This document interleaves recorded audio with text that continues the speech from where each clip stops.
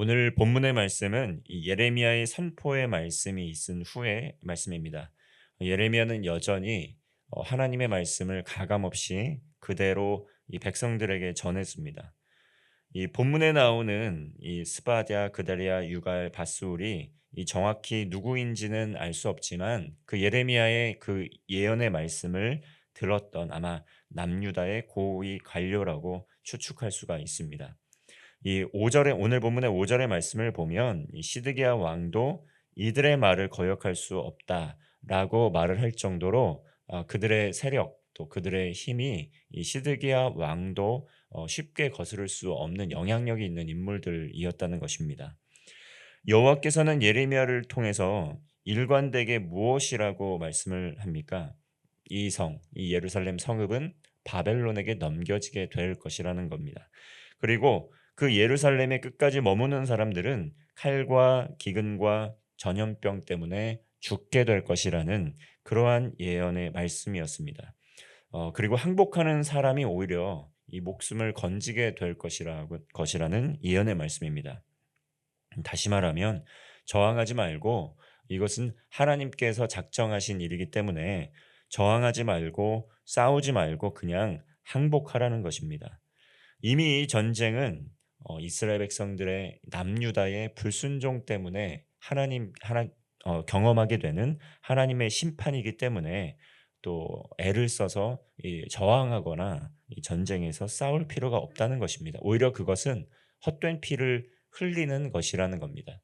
이 바벨론에 저항하는 것이 아니라 사실은 하나님의 심판에 저항하는 것이라는 의미를 담고 있는 것입니다. 여호수아가 가나안 전쟁을 할 때 이 싸우지 않고 이미 하나님께서 가나안 백성들을 이스라엘 백성들에게 주실 것이라고 땅을 주실 것이라고 약속을 했습니다. 그래서 여호수아와 갈렙은 이스라엘 백성들을 이끌고 믿음으로 전쟁에 임해서 그들의 군사적인 열세에도 불구하고 이 전쟁에 승리를 할 수 있었던 것입니다. 믿음으로 싸울 때 승리하고 땅을 차지했습니다.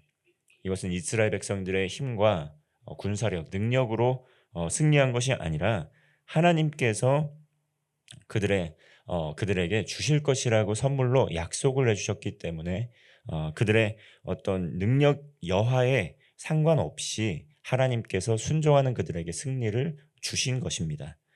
여호와만뿐만 의지하고 이 믿음으로 순종했기 때문에 승리한 것이라는 겁니다. 그런데 이번에는 그와는 정반대의 상황입니다. 남유다의 불순종 때문에 그 땅을 빼앗아 갈 것이라고 그 땅을 적군들에게 내어주실 것이라고 이제는 심판의 메시지를 주신 것입니다. 우상 숭배로 인한 것이었습니다. 땅을 빼앗기게 되고 주권을 잃게 되고 또 불순종에 따른 심판의 결과를 얻게 된 것입니다. 하나님이 왜 주셨다가 빼앗아 가는지 이 대목만 보면 너무나 야속하게 생각될 수 있겠지만 얼마나 수없이 많은 선지자들을 보내고 돌아오라 돌아오라 회유하고 회개의 기회를 하나님께서 얼마나 많이 주셨는지를 모릅니다. 그런데 어떻습니까? 하나님의 선지자들, 하나님의 예언자들을 단순히 거부하고 하나님께 원망을 토로한 것이 아니고 그 마음에 이 분을 일으키면서 하나님의 선지자들을 찾아가서 잡아 죽이기까지 했던 것이 지금 남유다 사람들이 했던 일들 아니겠습니까? 그들의 악함, 이 적극적인 마음으로 적극적으로 하나님을 대적하는 그 마음의 중심의 악함을 보시고 하나님께서 예레미야 선지자를 통해서 말씀을 하신 것입니다. 이제는 이스라엘 백성들이 노력을 해도 애를 써도 막을 수 없는 결과였습니다. 물론 바벨론이 굉장히 강력한 군대이긴 했지만 바벨론 군대가 또 애굽과 싸워서 혹시 뭐 부상자들만 남아서 전쟁에 패잔병물만 남았을지라도 그들이 예루살렘을 쳐도 예루살렘은 넘겨지게 될 것이다라고 여호와 하나님께서 예언하신 말씀도 있었습니다. 하나님께서 작정하신 일은 우리가 아무리 애를 써도 막을 수 없다는 것 기억해야 합니다. 하나님께서 하시고자 하는 일은 또한 우리가 아무리 불가능하다고 해도 할 수 있다는 것도 우리는 기억해야 합니다. 수없이 오랜 기간 동안 복을 누리며 살 수 있는 길을 제시해 주셨습니다. 가나안 땅에서 이른 비와 늦은 비를 주시는 분, 생수의 근원이 되시는 분은 바알과 아세라가 아니라 하나님이시라는 것을 기억해야 했습니다. 광야에서 살아갔던 이스라엘 백성들은 이 만나와 메추라기를, 하늘에서 내려오는 음식, 또 정말 이 만나와 메추라기를 통해서 정말 하나님께서 주시는 음식으로 먹고 살지 않았습니까? 그런데 이 가나안 땅에 들어왔다고 해서 하나님께서 공급해 주시는 그러한 양식으로 사는 것이 변화된 것은 없습니다. 광야에서는 만나와 메추라기를 내려주셨지만 가나안 땅에서는 이른 비와 늦은 비를 내려주시면서 이 생명의 이 물을 공급해 주시면서 이 농사가 잘 될 수 있도록 하나님께서 길을 열어주신 것이 바로 하나님의 그러한 역사하심이었다는 것입니다. 그런데 이 때로는 인생의 가뭄의 시기가 오지 않겠습니까? 근데 그 가뭄의 시기를 견디지를 못하고 하나님을 의지하지를 못하고 그 사이에 그 틈에 바알과 아세라를 의지한 것입니다. 이 유다에 있는 백성들 왕들도 마찬가지 아니겠습니까? 애굽에 의해서 아래로는 애굽으로 또 북으로는 아수르와 또 바벨론으로 이렇게 남과 북이 계속 위협을 당하면서 애굽을 의지해야 될지 바벨론을 의지해야 될지 갈팡질팡하는 가운데 진정으로 의지해야 될 하나님을 의지하는 것은 잊어버렸다는 것입니다.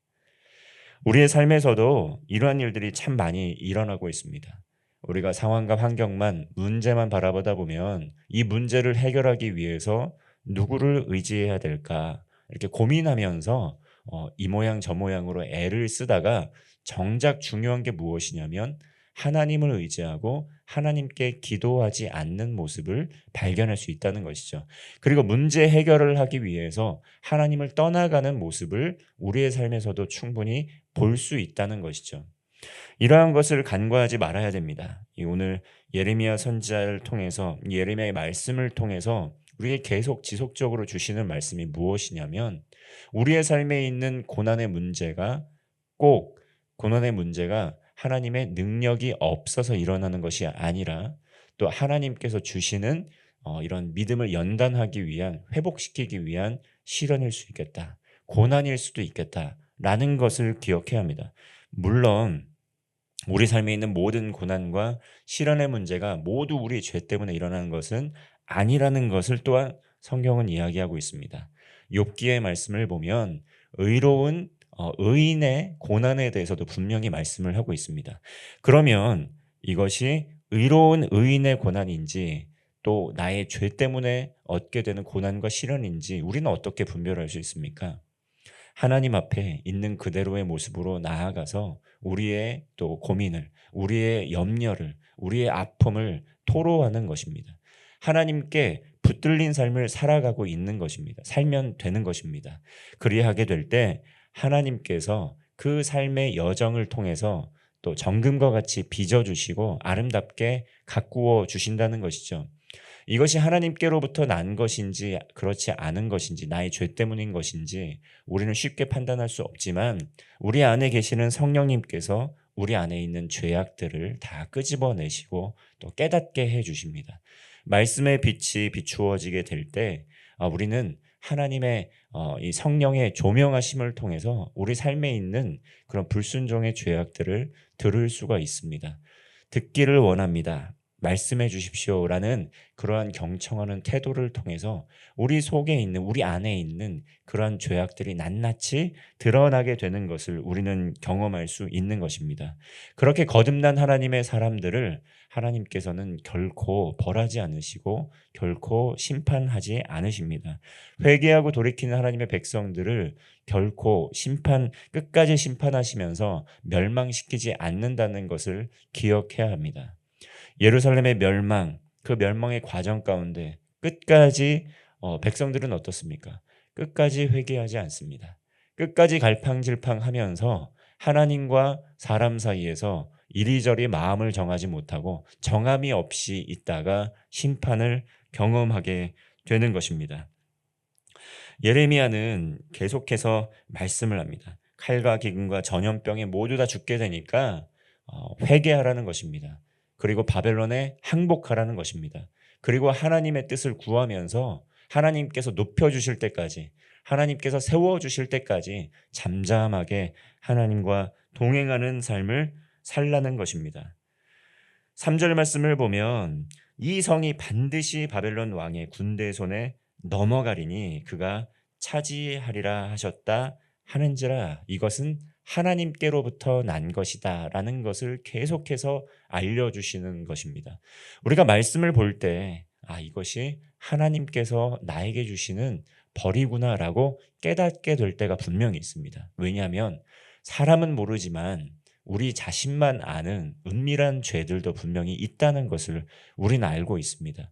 사람은 속일 수 있지만 하나님을 속일 수 없을 때가 있다는 것 분명히 알고 있습니다. 그렇기 때문에 하나님의 말씀을 가까이 하게 될 때 모든 죄악들이 밝히 드러나게 되는 것을 우리는 알 수가 있습니다. 4절 말씀을 보면 고관들이 왕에게 아뢰입니다. 이 예레미야가 이 백성의 평안을 구하지 않고 재난을 구한다는 것입니다. 그렇기 때문에 이 사람을 죽여버려라 라고 조언을 하고 있습니다. 그래서 이 성에 남은 군사의 손과 모든 백성의 손을 약하게 하기 때문에 자꾸 간담이 서늘하게 하는 예레미야, 이 자꾸 부정적인 보고를 하는 예레미야 죽여버리라는 것입니다. 이것이 이 가나안 정탐을 했던 여호수아와 갈렙, 그리고 나머지 사람들, 이 사람들을 비교해 보았을 때 오히려 그 나머지 사람들이 했던 보고가 어찌 보면 예레미야가 했던 보고와 유사한 보고일 수 있지 않습니까? 부정적인 보고입니다. 바벨론에게 질 거라는 겁니다. 그리고 바벨론에게 항복하라는 겁니다. 그러면 10명의 정탐꾼들이 정탐을 했을 때 우리는 이 땅을 절대 정복할 수 없기 때문에 싸우지 말라는 것입니다. 어떻게 보면 이 말의 그 방향은 같은데 이 시작점이 너무나 다르다는 것을 우리는 기억해야 됩니다. 예레미야는 하나님의 음성을 전한 것이지 자신의 두려움이나 염려를 전한 것이 아니라는 것을 우리는 기억해야 됩니다. 우리는 삶을 살아가는 가운데 우리의 염려나 우리의 걱정을 전하는 삶을 살고 있습니까? 아니면 하나님의 말씀을 붙들고 그 말씀을 증거하는 삶을 살고 있습니까? 우리의 삶에 있는 염려, 걱정, 근심 정말 많습니다. 그런데 우리는 하나님의 말씀을 붙들고 그 말씀을 증거하는, 약속의 말씀을 증거하는 삶을 살아야 한다는 것이죠. 시드기야 왕은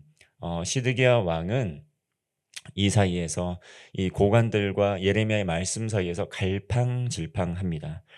이렇게 예레미야는 구덩이에 빠져서 떡도 음식도 또 진흙탕에 뒹굴면서 죽을 수밖에 없는 상황 가운데 있을 때에 에벤멜렉이라는 그 왕궁의 구스 사람 네시가 예레미야를 건져달라고 간청하는 것을 볼 수가 있습니다. 9절 말씀을 보면 내주 왕이여 저 사람들이 선지자 예레미야에게 행한 모든 일은 악하나이다. 성중에 떡이 떨어졌거늘 그들이 그를 구덩이에 던져 넣었으니 그가 거기에서 굶어 죽으리이다 하니, 이 사람은 구스 사람입니다. 구스는 검다라는 뜻이고 또 에디오피아 지역에 있는 지금은 현재 에디오피아 정도의 지역에 있는 아프리카 출신의 이 흑인이었다는 것이죠. 이 에디오피아라는 뜻도 이 검다라는 뜻을 담고 있다고 합니다. 그러니까 이 검은 흑인이었다는 것이죠. 그리고 내시였습니다. 유다의 고관들, 하나님이 택함 받은 사람들 아니겠습니까? 하나님의 백성들 아니겠습니까? 근데 그 사람들은 여호와의 말씀을 적극적으로 대적하면서 죽이려고 하는데 이방인, 그것도 내시, 부정한 자 아니겠습니까? 그런데 그 사람은 하나님의 사람 예레미야를 핍박하는 것은 악하기 때문에 구해달라고 간청하고 있는 것입니다. 너무 아이러니한 일이라는 것이죠. 하나님께 택함 받은 사람들은 하나님의 말씀, 하나님의 사람을 적극적으로 대적하고 예레미야를 죽이려고 하지만 그 복음의 빛 가운데 있지 않다고 생각한 그 사람은 예레미야를 구원해 달라고 간청하고 있는 것입니다. 이 둘 사이에서 머뭇머뭇거리다가 시드기야는 또 그의 말을 듣고 바로 예레미야를 구원해 주는 것을 또 볼 수가 있습니다. 얼마나 마음에 정함이 없는지, 얼마나 불안한 인생을 사는지 알 수가 있습니다. 사람도 무섭고 여호와 하나님도 무서워서 사람의 말도 듣고 여호와의 말도 들으면서 갈팡질팡하고 있는 것이 바로 시드기야의 모습이었습니다. 정함이 없다는 것이죠. 오늘 하루 하나님께서 우리에게 말씀하여 주실 때 하나님의 말씀을 따르겠노라고 또 결심하고 믿음으로 순종하며 하나님의 영광을 경험하는 성도가 되시기를 바랍니다. 우리의 삶의 주인은 여호와 하나님이시고 그 여호와 하나님께서 날마다 말씀을 통해 우리에게 지혜를 주시고 능력을 주십니다. 이 세상과 하나님 사이에서 갈팡질팡하는 인생이 아니라 하나님의 말씀을 붙들고 말씀으로 승리하는 하루 되시기를 주님의 이름으로 축원합니다. 기도하겠습니다. 하나님 아버지, 하나님의 말씀을 잘 듣고 깨달을 수 있는 영적인 분별력을 주옵소서. 삶의 모든 우상을 제거하게 하시고 하나님을 믿는 믿음으로 순종하여 구원을 이루어 가게 하여 주옵소서. 우리의 삶의 말씀을 가감하지 않게 하시고 생명의 말씀과 복음을 증거하는 증인의 삶 살게 하여 주셔서 많은 영혼을 주님께로 인도하는 복된 성도 되게 하여 주옵소서. 우리 주님 예수 그리스도의 이름으로 기도하옵나이다. 아멘.